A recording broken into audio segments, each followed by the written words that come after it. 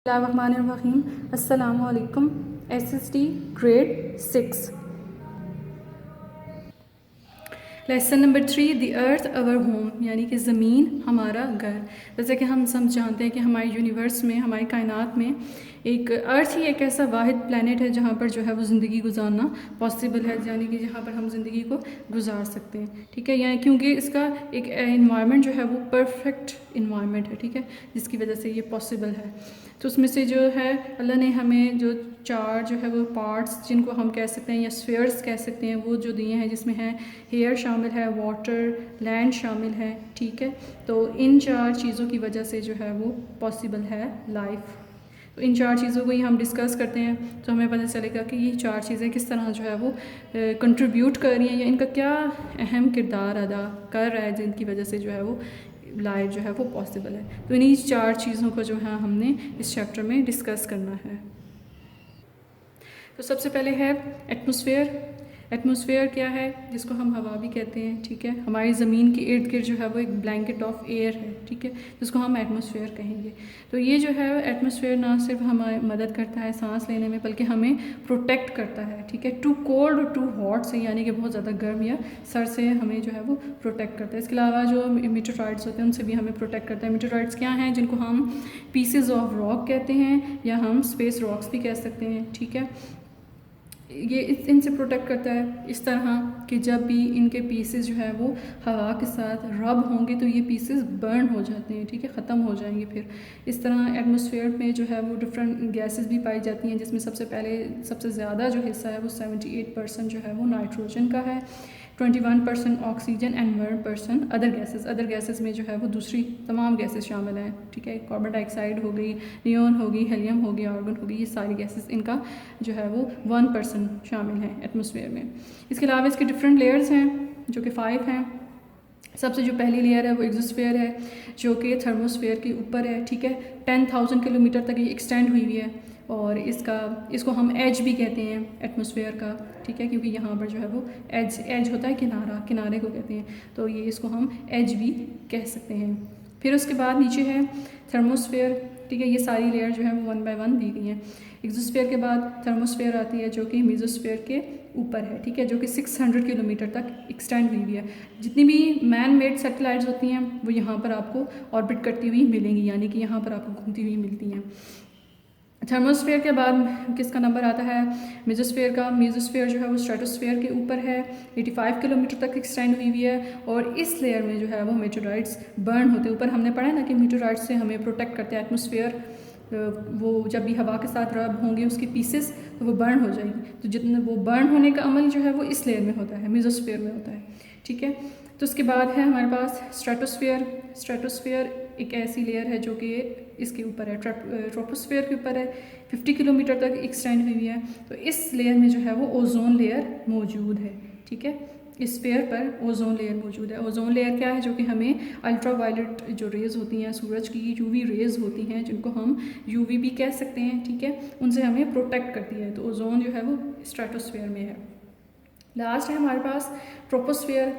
Troposphere जो है वो लास्ट है। ठीक है, 8 to 14 किलोमीटर तक एक्सटेंड है, और जितने भी वेदर जो है वो बनते हैं, जितने भी चेंज होते हैं, वो यहाँ पर इस लेयर पर होते हैं। ये जो लास्ट है ट्रोपोस्फेयर की। इसके बाद है हमारे पास आयनोस्फेयर। आयनोस्फेयर क्या है? जब भी पार्टिकल जो है वो इलेक्ट्रिकली चार्ज हो जाते हैं तो हम उनको आयन्स कहते हैं। ठीक है, तो ये जितना भी अमल होता है ये इस स्फीयर पर होता है, आयनोस्फेयर पर होता है। जो रेडियो कम्युनिकेशन का जो पॉसिबल है, ठीक है, वो इस लेयर की वजह से है, आयनोस्फेयर की वजह से।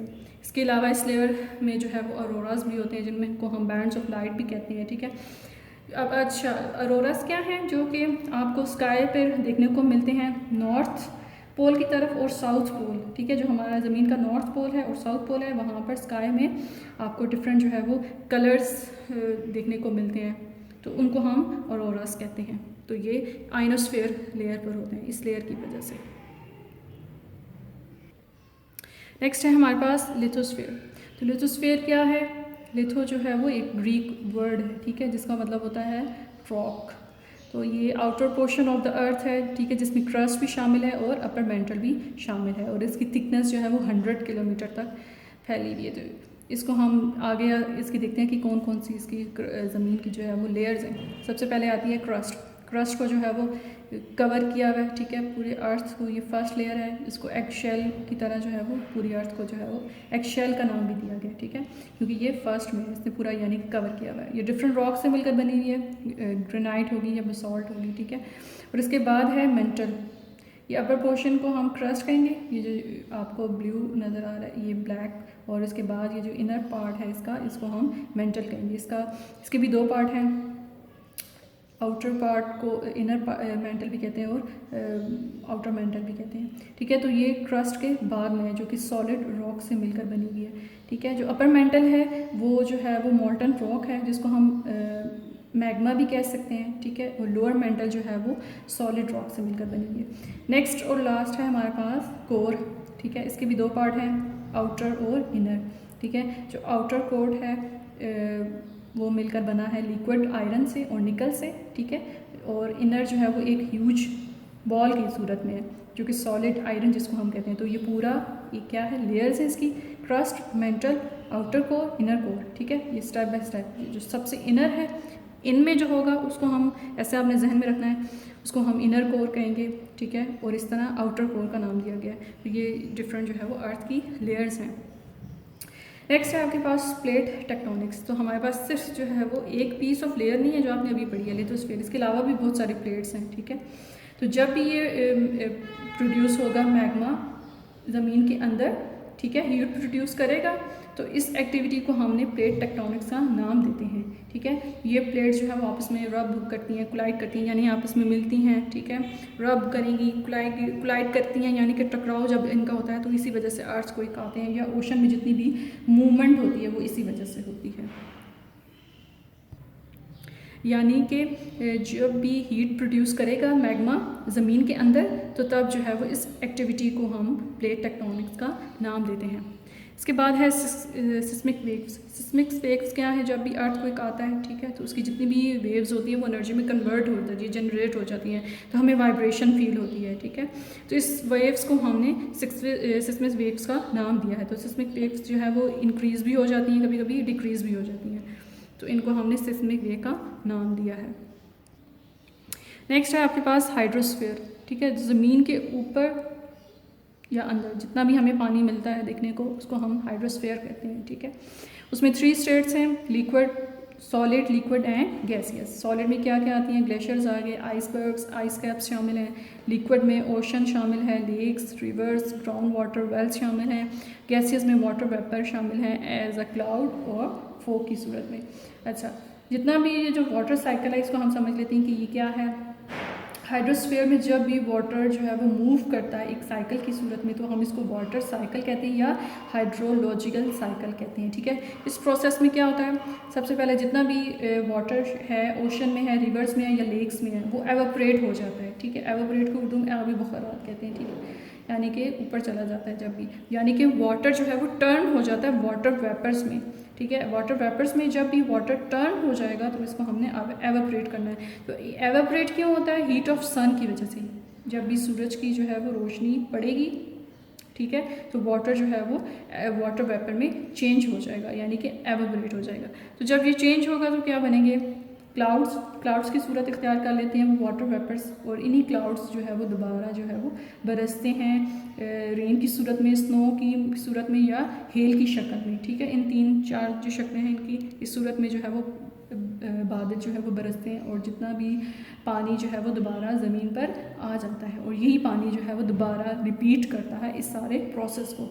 इस वजह से हम इसको हाइड्रोलॉजिकल साइकिल भी कहते हैं और वाटर साइकिल भी कहते हैं। तो ये पूरा साइकिल है एक, ठीक है। इसमें जितना भी पानी, ये पूरा साइकिल जो है अगेन एंड अगेन जो है वो रिपीट होता चला जाता है। इसके बाद है बायोस्फीयर। बायोस्फीयर क्या है, जिसमें क्या शामिल है, एयर शामिल है, लैंड एंड वाटर शामिल है, ठीक है, जो कि 10 किलोमीटर तक जो है वो एक्सटेंड होती है। Humans, plants, animal, birds, insect, जितनी भी लिविंग थिंग्स हैं, ठीक है, वो ज़मीन पर रहते हैं या पानी के अंदर रहते हैं, वो इसी जोन पर, इसी जो अर्थ जो ज़मीन का जोन है, इसी पर जो है वो एग्जिस्ट करते हैं, यानी इसी पर जो है वो ज़िंदगी गुजारते हैं। तो साइंटिस्ट के ख्याल में जो है वो उन्होंने एस्टिमेट किया है, तो उनके ख्याल से जो है वो 8.7 मिलियन स्पीशीज़ जो है वो अर्थ पर उन ज़िंदगी गुजारते हैं या अर्थ उनका घर है। Interaction between humans and the environment, यानी कि ह्यूमंस, इंसानों का और माहौल का आपस में क्या इंटरेक्शन है उन दोनों के दरमियान में, इसको हमने अब देखते हैं। एटमॉस्फेयर, लिथोस्फेयर, हाइड्रोस्फेयर और बायोस्फेयर एक नेचुरल जो है वो, ये सारे मिलकर जो है वो एक नेचुरल इन्वायरमेंट जो है वो ज़मीन पर बनाते हैं, जिसकी वजह से जो है लाइफ पॉसिबल है। क्लाइमेट हो गया, physical landscape, water, forest and living beings, ये सारे एलिमेंट्स हैं इन्वायरमेंट के, ठीक है। तो इन दोनों का आपस में क्या इंटरेक्शन है, ये हम पढ़ते हैं, देखते हैं कि क्या इसके पॉजिटिव और नेगेटिव जो है वो इम्पेक्ट पड़ता है माहौल पर। सबसे पहले है क्लाइमेट एंड ह्यूमन बींग्स, यानी कि मौसम और इंसान। क्या है कि क्लाइमेट मेजर एलिमेंट है इन्वायरमेंट का, ठीक है, यानी कि क्लाइमेट का असर जो है वो माहौल पर या इंसान पर बहुत ज़्यादा पड़ता है, ठीक है। यानी जैसा क्लाइमेट होता है हम वैसे ही जो है वो खाते हैं, वैसे ही हम जो है क्लॉथ्स पहनते हैं, वैसे ही हमारे जो है वो ऑक्यूपेशन भी चेंज होते हैं, हमारी लिविंग जो हैबिट्स हैं वो चेंज हो जाती हैं, ठीक है। फॉर एग्जांपल जहाँ पर बहुत ज़्यादा सर्दी होती है तो वहाँ के लोग क्या करेंगे, गर्म कपड़ों का इस्तेमाल करेंगे, गर्म चीज़ें जो है वो खाएंगे, उनका इस्तेमाल करेंगे, ठीक है। इसी तरह जहाँ पर बहुत ज़्यादा होगी गर्मी तो वहाँ पर क्या करेंगे, लोग ठंडी चीज़ों का इस्तेमाल करेंगे, ठीक है, कॉटन क्लॉथ्स का इस्तेमाल करेंगे, ठीक है। तो इस तरह क्लाइमेट चेंज होता है तो उनके लिविंग जो हैबिट्स होती हैं वो भी चेंज हो जाती हैं। इस तरह जो है वो असर नेगेटिवली कैसे पड़ रहा है इसका, कि किस तरह हम जो है वो बर्निंग जो फॉसिल फ्यूल्स होती है, ठीक है, वो एयर पोल्यूशन का बायस बनती है, ठीक है, और यही जो है वो डैमेज कर रही है हमारी ओजोन लेयर को, और इसी वजह से ग्लोबल वार्मिंग जो है वो होती है। तो ये इंटरेक्शन हो गया क्लाइमेट और ह्यूमन बींग्स का, यानी कि जैसा क्लाइमेट होगा वैसे ही इंसान जो है अपनी ज़िंदगी गुजारेंगे, वैसे ही हैबिट्स जो है वो इख्तियार करते हैं और ज़िंदगी गुजारते हैं। Physical landscape and human beings, ठीक है। फिजिकल लैंडस्केप में क्या चीज़ें शामिल हैं, माउंटेन, प्लेन, कोस्टल एरियाज़ और डेजर्ट, ये सारी चीज़ें जो है वो फिजिकल लैंडस्केप में शामिल है। इनका और इंसानों का किस तरह रिश्ता है आपस में, ये देख लेते हैं। माउंटेनियस रीजन, यानी कि पहाड़ी इलाकों में लोग कैसे रहते हैं, वहाँ के लोग कैसे ज़िंदगी गुजारते हैं, ठीक है। वहाँ का कोल्ड वेदर होता है, यानी कि उनका जो मौसम होता है वो कोल्ड होता है, ठीक है, ठंडा होता है। तो वहाँ के लोग जो है वो गर्म कपड़ों का इस्तेमाल ज़्यादा करते हैं, ठीक है।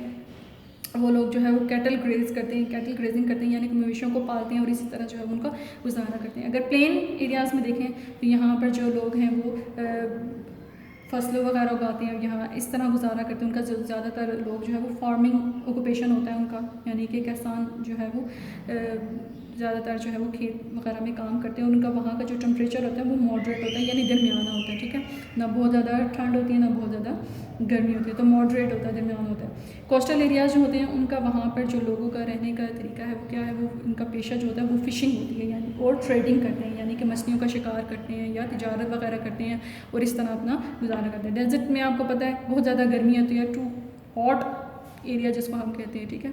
तो यहाँ पर जो है वो बहुत ज़्यादा गर्मी होती है और यहाँ पर पानी की जो है वो बहुत ज़्यादा कमी भी होती है इसी वजह से। तो ये सारे क्या हैं, फिज़िकल लैंडस्केप हैं, और इस तरह जो है वो इंसानों का इस तरह इनका जो है वो रिलेशन बनता है। नेक्स्ट है ह्यूमन बींग्स जो है वो फ़ायदा तो उठा रहे हैं इन सब चीज़ों से, लैंडस्केप से, फिज़िकल लैंडस्केप से, लेकिन इसके अलावा हम जो है वो उनको तेज़ी से ख़त्म भी कर रहे हैं, इनको इस्तेमाल भी कर रहे हैं, लेकिन उनका ख़त्म भी होता जा रहा है। माउंटेन को किस तरह कर रहे हैं, हम उनको कट कर रहे हैं, रास्ते बनाते हैं, ठीक है, बिल्डिंग्स बना रहे हैं, तो वो ख़त्म होते जा रहे हैं, ठीक है।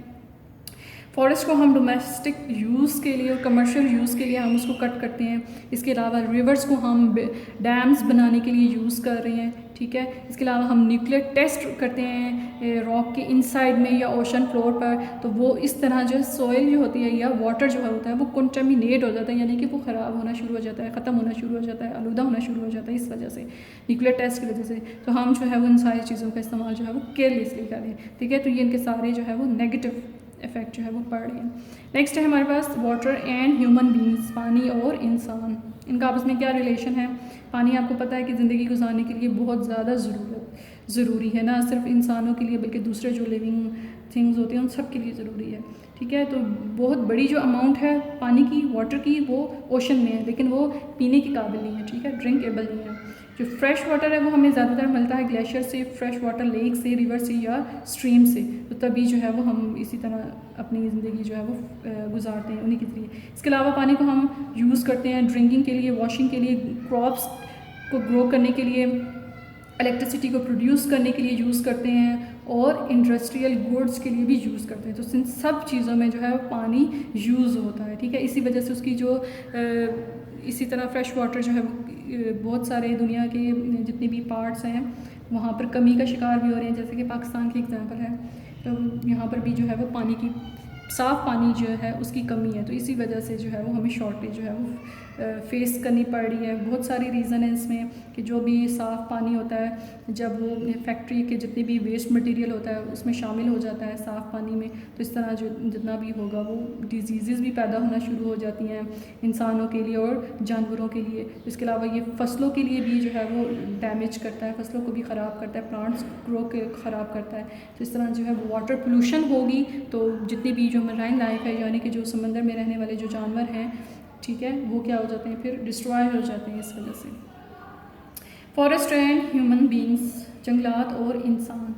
अब देखते हैं क्या है, जंगलात का जो 30% हिस्सा है वो ज़मीन पर मौजूद है, ठीक है। 30% जो हमारी ज़मीन का हिस्सा है वो जंगलात से कवर है, ठीक है। जंगलात की वजह से जो है वो क्लाइमेट स्टेबल रहता है, यानी कि मौसम जो है वो स्टेबल रहता है हमारा। और जंगलात की वजह से ही आपको पता है कि हमें ऑक्सीजन मिलती है, ठीक है, और सांस लेते हैं हम जिससे, और बिग सोर्स ऑफ ऑक्सीजन भी है ये। इसके अलावा हमें फ्यूल, फूड, मेडिसिन्स भी जंगलात से ही हासिल होती हैं। लेकिन इसके अलावा जंगलात का एक बहुत बड़ा फ़ायदा ये है फ्लड का, कि जितने ज़्यादा दरख्त लगाएंगे, ठीक है, जितने ज़्यादा पौधे होंगे, फ्लड की जो है वो कमी होती है इसी वजह से, क्योंकि वो जो फ्लड क्या काम करते हैं जंगलात के, वो सोइल को जो है वो होल्ड करके रखते हैं, जिसकी वजह से फ्लड जब भी आता है तो वहाँ की मिट्टी जो है वो ख़राब नहीं होती या इतनी ज़्यादा डैमेज जो है वो नहीं होती। लेकिन हम इंसान किस तरह उसको ख़राब कर रहे हैं, डिफॉरेस्टेशन के ज़रिए, ठीक है। डिफॉरेस्टेशन क्या है, जिसमें हम ट्रीज़ को कट कर देते हैं, दरख्तों का कटाव जिसको हम कहते हैं, ठीक है। हम डोमेस्टिक यूज़ के लिए या कमर्शियल यूज़ के लिए जो है वो फॉरेस्ट को कट कर रहे हैं, जिसकी वजह से पोल्यूशन ज़्यादा हो रही है, पोल्यूशन बढ़ रही है, लैंड जो है वो बैरन हो रही है, ठीक है। और ना सिर्फ इंसान बल्कि इससे तबाह हो रही हैं, बल्कि इससे अफेक्ट इसका एनिमल्स पर भी और प्लांट्स पर भी, जितनी भी स्पीशीज़ हैं उन सब पर असर जो है वो पड़ता है, और इस वजह से वो जो है वो तबाह हो रही हैं। और इसके अलावा हमारा जो इन्वायरमेंट है, जो क्लाइमेट कंडीशन है, ये उस पर भी असर पड़ता है, ठीक है, क्योंकि जंगलात की वजह से ही हमारा क्लाइमेट स्टेबल होता है। जब यही नहीं होंगे तो हमारा जो है वो क्लाइमेट कैसा होगा, बहुत ज़्यादा हार्श हो जाएगा, इसकी वजह से हमें बहुत सारी मुश्किलात का सामना करना पड़ेगा। तो इसका इन्फ्लुएंस जो है वो काफ़ी ज़्यादा है। नेक्स्ट है हमारे पास the living world and human beings, ठीक है। तो ज़मीन जिसको हम कहते हैं अपना घर, तो ये ना सिर्फ इंसानों का है बल्कि जितनी भी लिविंग थिंग्स हैं जिसमें प्लांट्स, एनिमल्स शामिल हैं, उन सब का भी जो है ये घर है, ठीक है। लिविंग ऑर्गेनिज्म में कौन कौन सी चीज़ें शामिल हैं, प्लांट्स, एनिमल, माइक्रो ऑर्गेनिज्म, ठीक है। और इन्वायरमेंट में क्या आता है, फिजिकल इन्वायरमेंट में earth, sun, soil, rock, water sources, climate, atmosphere, ये सारी चीज़ें शामिल हैं। तो ये जब लिविंग ऑर्गेनिज्म जितने भी हैं ये इन्वायरमेंट के साथ, फिजिकल इन्वायरमेंट के साथ इंटरेक्ट करते हैं किसी जगह पर, या एक दूसरे से इंटरेक्ट होंगे तो ये एक इकोसिस्टम बनाते हैं, ठीक है। तो इसको हम इकोसिस्टम कहते हैं। सबसे पहले फ्रेश वाटर इकोसिस्टम कहाँ पर मिलता है, पॉन्ड में, रिवर में इकोसिस्टम, और टेरेस्ट्रियल में, रेन फॉरेस्ट में, डेजर्ट में, और ओशनिक इकोसिस्टम में क्या क्या चीज़ें शामिल हैं, deep water, cold water, warm water, इस तरह, ठीक है। नेक्स्ट में अब हम देख लेते हैं कि फूड चेन क्या है, ठीक है। जितने भी फैक्टर्स हैं ये एक दूसरे से इंटरेक्ट होंगे तो इनका असर जो है वो पड़ता है, फूड के ज़रिए इंटरेक्ट होते हैं या फूड एनर्जी साइकिल की वजह से इंटरेक्ट होते हैं, ठीक है। इसकी एग्जांपल क्या है, एक फूड चेन हम देख लेते हैं कि सन जो है वो एनर्जी प्रोवाइड करता है, किसी भी प्लांट को सनलाइट की सूरत में एनर्जी जो है वो प्रोवाइड करेगा, ठीक है। तो प्लांट क्या करेगा, एनर्जी को कैप्चर करेगा और प्रिपेयर करेगा अपना ही फूड, और ये जो है हेल्प किसकी मदद से, सनलाइट की मदद से, ठीक है। एयर, सॉइल एंड वाटर, ये सारी चीज़ें शामिल होती हैं, सनलाइट भी शामिल होता है, एयर भी शामिल होती है, सॉइल भी और वाटर भी, इन सब चीज़ों का इन्फ्लुएंस शामिल होता है, तभी जो है वो ग्रो करता है, प्लांट ग्रो करता है, ठीक है। तो इन सब का इन्फ्लुएंस होना ज़रूरी है, तो किसी एक का भी इन्फ्लुएंस नहीं होगा तो वो क्या होगी, फिर वो उस तरह ग्रो नहीं करेगा। प्लांट जब भी ग्रो करता है तो वो ठीक है, वो क्या होगा, एक तो जानवर जो है वो उसको खाते हैं, ठीक है, जैसे कि काऊ हो गई या गोट हो गया, और इसके अलावा हम इंसान भी जो है वो इनसे फ़ायदा उठाते हैं, ठीक है, इसको भी एज अ फूड जो है वो यूज़ करते हैं, ठीक है। इस तरह पे इन रिटर्न में क्या होगा, उन्हीं जानवर को हम जो है वो यही जो जानवर होते हैं ये सोर्स ऑफ फूड होते हैं, ठीक है, ह्यूमंस के लिए या दूसरे जानवरों के लिए। यानी कि यहाँ से सूरज की रोशनी आई, ठीक है, यहाँ पे इसको पौधे को पानी भी मिला, मिट्टी भी मिली और हवा भी मिली, सूरज की रोशनी भी मिली, सब कुछ मिला, ठीक है, इसकी प्रॉपर ग्रोथ हुई, ये बड़ा हुआ, ठीक है। इससे फ़ायदा उठाया किसने, जानवरों ने भी और इंसानों ने भी, ठीक है। तो जानवर जो भी होंगे इससे फ़ायदा उठाएंगे, वो बढ़ेंगे, वो जो है खाएंगे इसको, उनकी ग्रोथ होगी, तो इन्हीं जानवरों को हम एज अ फूड सोर्स भी यूज़ कर सकते हैं, ठीक है। या इन्हीं जानवरों को जो है वो दूसरे जानवर भी जो वो खाते हैं, ठीक है। हम इंसान तो ये खाते हैं गोट, जैसे कि यहाँ पे एग्जांपल दी है, लेकिन इसके अलावा जो है वो दूसरे जो एनिमल्स होते हैं वो भी इसको एज अ फूड जो है वो यूज़ करेंगे, ठीक है। तो इस तरह ये पूरी एक फूड चेन बनती है, ठीक है, हर एक का आपस में लिंक है, ठीक है। तो ये पूरा प्रोसेस जो है वो फूड चेन में शामिल होगा। तो इसका इंसानों पर भी जो है वो काफ़ी असर पड़ता है, जो एनिमल प्लांट का इकोसिस्टम पर जो है वो बहुत ज़्यादा डिस्ट्रॉय भी कर रहे हैं हम इसको, डिफोरेस्टेशन की वजह से, एयर पोल्यूशन की वजह से। एयर पोल्यूशन की वजह से क्या होता है, एसिडिक रेन होती है, ठीक है, जो हार्मफुल होती है प्लांट्स की, ठीक है, जो भी पानी उस पर पड़ेगा प्लांट्स पर, पौधों का, वो उसको ख़राब करेंगी। इसके अलावा एयर पोल्यूशन जो है वो ग्लोबल वार्मिंग की वजह से, इसकी वजह से ग्लोबल वार्मिंग भी हो रही है, हमारी ओजोन लेयर भी ख़राब हो रही है, ठीक है। तो इस सब चीज़ों का जो है वो इन्फ्लुएंस जो है वो शामिल होता है। तो जितना भी ये सारा इन्फ्लुएंस शामिल होता है इस फिनोमेना में, जितना भी जो है वो शामिल है, इसकी वजह से जो एनिमल जो स्पीशीज़ हैं वो जो है वो इंडेंजर्ड स्पीशीज़ में शामिल हो जाती है। यानी इंडेंजर्ड स्पीशीज़ वो होते हैं जो कि ख़तरे में होती हैं, यानी कि जो जिनकी नस्ल जो है वो ख़त्म हो रही होती है, जो स्पीशीज़ जो है वो ख़त्म हो रही होती है इस दुनिया से, तो उनको हम इंडेंजर्ड स्पीशीज़ कहते हैं। तो उनका भी सर्वाइवल का जो है वो काफ़ी इशू बन जाता है। तो इस तरह ये जो है वो सीरियस एक्शन इस पर कह सकते हैं हम गवर्नमेंट को लेना चाहिए कोई, ठीक है, क्योंकि इससे काफ़ी ज़्यादा जो है वो नुकसान हो रहे हैं। यहाँ पर आज का आपका लेसन ख़त्म हो रहा है, आई होप आपको समझ में आ गई होगी। अब हम इसकी एक्सरसाइज कर लेते हैं, एक्सरसाइज देखते हैं कि उसमें क्या है जी। तो एक्सरसाइज में जितने भी शॉर्ट क्वेश्चन हैं नोट्स मिलेंगे आपको, इसके लॉन्ग क्वेश्चन देख लें। Describe the atmosphere with reference to its layer, ठीक है, हमने एटमॉस्फेयर को डिस्क्राइब करना है और इसके लेयर्स के बारे में बताना है। तो इसका आंसर आपको पेज नंबर 23 पर मिलेगा। ये आपको एटमॉस्फेयर जहाँ पर हेडिंग नज़र आ रही है यहाँ से आपने स्टार्ट करना है, हेडिंग देनी है इसी तरह पहले, फिर यहाँ से स्टार्ट होगा और ये पूरा पेज जो है वो शामिल होगा साउथ पोल तक। जितनी भी लेयर्स हैं ये सारी इसमें आएंगी, आइनोस्फेयर का पूरी हेडिंग आएगी। तो यहाँ पर आपका क्वेश्चन नंबर 1 जो है वो लॉन्ग एंड होगा। क्वेश्चन नंबर 2 है explain different layers of the अर्थ। हमने डिफरेंट अर्थ की जो लेयर्स हैं उसको एक्सप्लेन करना है। इसका आंसर आपको 24 पेज पे मिलेगा। 24 पे हेडिंग दी हुई है लिथोस्फीयर की, तो ये सारी जितनी भी लेयर्स हैं ये सारी आएंगी कोर तक। तो यहाँ पे क्वेश्चन आपका स्टार्ट होगा, क्वेश्चन नंबर 2 लॉन्ग, और एंड यहाँ पर होगा। तो ये आपका क्वेश्चन नंबर 2। नेक्स्ट क्वेश्चन है what are the impacts of human activities on ecosystem, suggest some preventive measures. Effect क्या पड़ता है ह्यूमन एक्टिविटीज़ पर, क्या इकोसिस्टम का, तो वो हमने बताना है। इसका आंसर पेज नंबर 28 पर है। पेज नंबर 28 पर ये जो लास्ट पैराग्राफ है आपका, यहाँ से आंसर स्टार्ट होगा, humans have a vast impact, और यहाँ पर एंड होगा हेल्दी प्लेनेट तक। तो ये आपका क्वेश्चन नंबर 3 हो गया। नेक्स्ट क्वेश्चन 4 है जो कि आपने खुद लिखना है। Right a note on the importance of forest. Forest की क्या इंपॉर्टेंस, उसकी क्या अहमियत है। इसका आंसर पेज नंबर 27 पर है। पेज नंबर 27 पर forest and human beings heading दी हुई है। तो ये पूरी हेडिंग यहाँ से यहाँ तक क्वेश्चन 4 में इंक्लूड होगी। नेक्स्ट क्वेश्चन है choose the correct options. The atmosphere contain 78% nitrogen, यानी कि एटमॉस्फेयर पर 78% जो है वो नाइट्रोजन मौजूद है। Mesosphere starts above the dash and extend to 85 kilometres. Mesosphere जो है वो स्टार्ट होती है स्ट्रेटोस्फीयर के ऊपर, ठीक है, तो ये आपने यहाँ पे टिक करना है। Layer above the crust is called, वो लेयर जो क्रस्ट के ऊपर है उसको हम बिलो द क्रस्ट, क्रस्ट के नीचे है उसको हम मेंटल कहेंगे।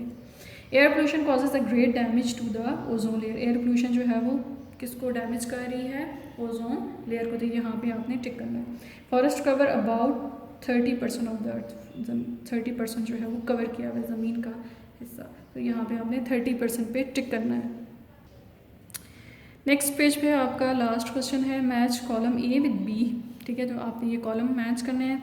सबसे पहले है ट्रोपोस्फेयर। तो ये जितनी भी स्फेयर्स दी हुई हैं इनकी आगे खुसूसियात दी हुई हैं, ठीक है। हर एक को हर एक की खुसूसियात की बना पर जो है वो इससे मैच करना है। ट्रोपोस्फेयर में क्या होता है, it causes change in weather, ठीक है, यानी कि इस स्फीयर में जो है वो वेदर चेंज होते हैं, तो आपने इसको मैच करना है इसके साथ। नेक्स्ट है स्ट्रेटोस्फेयर की क्या खास बात है कि यहाँ पर क्या मौजूद है, it has the ozone layer, इसमें ओजोन लेयर मौजूद है, तो ये आपने यहाँ इसके साथ मैच करेंगे।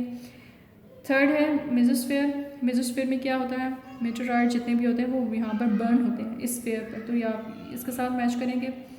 थर्मोस्फेयर की क्या खुसूसियत है, सैटेलाइट्स ऑर्बिट है, यानी कि जितने भी सैटेलाइट्स हैं वो यहीं पर इस स्फीयर में घूमते हैं, तो ये इसके साथ मैच होगा। एक्सोस्फेयर की क्या खास बात है, age of the earth atmosphere, यानी कि ये एज है, किनारा है अर्थ के एटमोसफेयर का, ठीक है। एज का मतलब होता है किनारा, तो ये इसके साथ मैच होगा। आइनोस्फेयर क्या है, अरोराज आर फॉर्म्ड एयर, यानी कि अरोराज जो है यहाँ पर इस स्फीयर पे आपको देखने को मिलते हैं या यहाँ स्फीयर्स पर होते हैं, तो ये आपने इसके साथ मैच करेंगे अरोराज आर फॉर्म्ड एयर। तो यहाँ पर आपकी एक्सरसाइज जो है वो कंप्लीट हो गई है। आई होप आपको सारा जो है वो समझ में आ गई होगी। टेक केयर, अल्लाह हाफिज़।